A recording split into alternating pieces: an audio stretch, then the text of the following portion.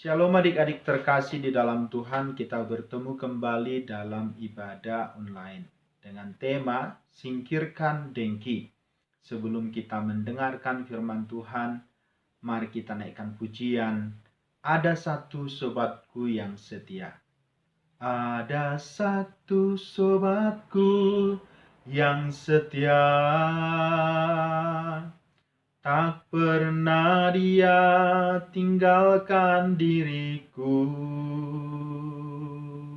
Di waktu aku susah, waktuku sendirian, dia selalu menemani diriku. Namanya Yesus. Namanya Yesus, nama Yesus yang menghibur hatiku. Namanya Yesus, namanya Yesus, nama Yesus yang menghibur hatiku. Kita berdoa. Bapa di sorga, terima kasih.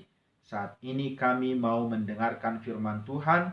Berkatilah kami supaya kami boleh mendengarkan sungguh-sungguh dan melakukannya seturut dengan kehendak-Mu.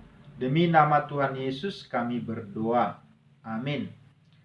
Adik-adik yang dikasihi oleh Tuhan, minggu yang lalu kita sudah mendengarkan firman Tuhan, persahabatan yang sejati. Nah, hari ini kita akan belajar firman Tuhan dengan tema Singkirkan Dengki. Kalau di dalam bahasa Batak, Padau lateni roha. Nah, adik-adik yang dikasihi oleh Tuhan, kita bersama-sama membaca firman Tuhan. Demikian firman Tuhan di dalam 1 Petrus 2 ayat 1. Karena itu, buanglah segala kejahatan, segala tipu muslihat, dan segala macam kemunafikan, kedengkian, dan fitnah. Apa ya kira-kira artinya dengki? Dengki itu adalah perasaan tidak senang melihat orang lain. Misalnya atas keberhasilan atau atas kepemilikan orang lain yang lebih baik daripada milik kita sendiri. Nah, adik-adik yang dikasihi oleh Tuhan, coba selidiki hatimu. Kira-kira kalau temanmu lebih pintar dari kamu, bagaimana perasaanmu? Kalau temanmu memiliki barang yang cantik, HP yang bagus, atau mainan yang lebih bagus, bagaimana perasaanmu? Ayo, kalau sudah mulai tidak senang atau hatinya tidak nyaman, kira-kira kenapa itu ya? Nah, hari ini kita belajar firman Tuhan dari tokoh Alkitab. Namanya Bapak Saul. Nah, Bapak Saul ini dia seorang raja. Dia adalah rajanya Israel. Suatu hari dia berperang. Dan kepala pasukan perangnya adalah Daud. Nah, mereka mengalahkan Filistin. Nah, waktu itu kan adik-adik, mereka disambut oleh perempuan-perempuan Israel yang menari-nari menyambut kedatangan Raja Saul dan Daud. Tahu-tahunya adik-adik, perempuan-perempuan itu bernyanyi dan menari. Nah, mereka bilang dalam nyanyian itu di ayat yang ke-7, demikian firman Tuhan adik-adik di dalam 1 Samuel 18 ayat 7. Dan perempuan yang menari-nari itu menyanyi berbalas-balasan, katanya, Saul mengalahkan beribu-ribu musuh. Sementara tetapi Daud berlaksa-laksa. Nah, beribu-ribu itu berarti sangat banyak. Tapi berlaksa-laksa itu lebih banyak lagi. Nah, satu laksa itu 10.000. Mana lebih besar, 1.000 atau 10.000? Tentu 10.000. Nah, oleh sebab itu adik-adik, mulai saat itu hatinya Raja Saul mulai geram, mulai marah melihat Daud. Keesokan harinya adik-adik, muncullah kemarahan besar daripada Raja Saul. Nah, pada hari itu dia dirasuki oleh roh jahat. Tuhan mengizinkan dia dirasuki roh jahat. Dan saat itu pula dia memanggil ke istananya. Biasanya Daud itu pintar bermain kecapi. Kedatangannya Daud biasanya untuk menghibur daripada Raja Saul. Tetapi apa yang terjadi adik-adik? Raja Saul sudah merencanakan kejahatan kepada Daud. Waktu itu Raja Saul melemparkan tombak ke arahnya Daud. Tetapi puji Tuhannya, Daud berhasil mengelakkan tombak itu. Akhirnya Daud masih selamat. Terus Raja Saul punya siasat lain.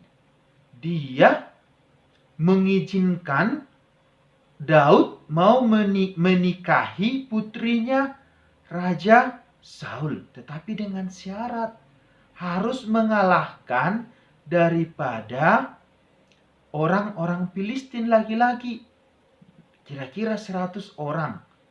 Nah, pada waktu itu Alkitab mengatakan dia diberikan tangan untuk mengalahkan atau mengambil 100 kulit katan daripada orang Filistin. Nah, apa itu artinya kulit katan? Nanti tanya bapak ibunya ya, supaya mengerti apa itu kulit katan ya. Nah, setelah itu tujuannya supaya Daud mati. Bukan hanya itu lagi adik-adik. Raja Saul mengangkat Daud menjadi panglima perang. Apa maksudnya daripada Raja Saul untuk mengangkat Daud? Apakah karena dia senang? Oh, tentu tidak. Tapi tujuannya supaya Daud mati di dalam peperangan. Nah, semuanya itu dirancangkan oleh Raja Saul. Nah, adik-adik yang dikasihi oleh Tuhan, mengapa itu bisa terjadi? Semuanya karena ada dengki di dalam hati Raja Saul. Nah, adik-adik yang dikasihi oleh Tuhan, kira-kira hal yang demikian boleh nggak kita tiru ya? Cocok nggak kita lakukan sebagai anak Tuhan ya? Ada nggak untungnya kalau itu kita lakukan? Nah, adik-adik, kembali lagi. Kalau adik-adik dengki sama temannya, kira-kira adik-adik bertambah nggak temannya? Kira-kira kalau temanmu punya handphone ataupun smartphone yang lebih bagus, terus kamu dengki dan berupaya untuk merusakkan HP-nya, cocok enggak sebagai anak-anak Tuhan? Atau adik-adik menceritakan hal yang tidak baik mengenai temanmu kepada orang lain, tentu itu semuanya tidak baik. Nah, dengki tidak akan pernah membuat kita lebih baik. Tapi rasa dengki kepada orang lain selalu merugikan orang lain dan diri sendiri. Misalnya, seharusnya temanmu bisa kasih pinjam HP-nya yang bagus kepadamu. Tapi karena kamu sudah marah duluan, akhirnya kamu berinisiatif untuk merusak HP-nya, sehingga HP-nya bisa rusak, sehingga tidak bisa bermain handphone. Terus kalau temanmu lebih pintar daripadamu, Akhirnya kamu punya niat yang tidak baik, merencanakan yang jahat kepada dia. Akhirnya tidak bisa menolongmu belajar dan lain sebagainya. Apapun itu, perasaan dengki akan menghasilkan yang tidak baik untuk diri sendiri dan orang lain. Rasa dengki Raja Saul akhirnya timbul keinginan berbuat jahat kepada Daud. Rasa dengki daripada Raja Saul menghancurkan ataupun memiliki keinginan menghancurkan kehidupan ataupun hidupnya Daud. Tentu dengki itu tidak diperkenankan oleh Tuhan. Dengki akan membuat orang lain rugi dan diri sendiri. Yang paling penting adalah Tuhan menginginkan kita, anak-anaknya, mengasihi orang lain. Nah, adik-adik yang dikasihi oleh Tuhan, kita sudah belajar firman Tuhan hari ini. Kiranya Tuhan memberkati adik-adik di rumah dan semakin giat belajar, walaupun tidak situasi saat ini tidak memungkinkan guru mengawasimu belajar, semakin giat beribadah, semakin hormat kepada orang tua, supaya orang tuanya selalu senang hati di rumah.